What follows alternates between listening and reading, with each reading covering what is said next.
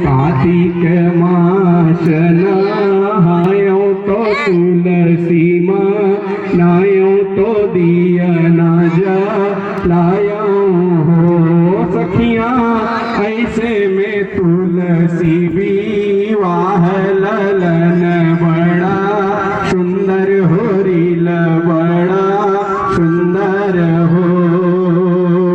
राम के आजनी काशन गोतीन सब आवई गोतीन सब आवई हो।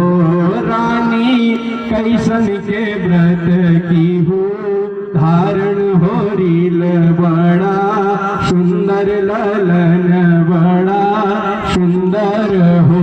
देखो भैया याद है सोहर है और सोहर तब पूर हो था जब मोहर मिलत है। अब के मोहर दे तो पूरा सोहर गाँव नहीं तो आधे छोड़ दे। क्यों तो राजा दशरथ अपन के मोहर लुटावे केकरी तरफ से मोहर आवत हो भैया देखे का नहीं तो आधे सोहर होए पूरा सोहर न होए सोहर में मोहर लागत है। धन्यवाद भैया धन्यवाद। जो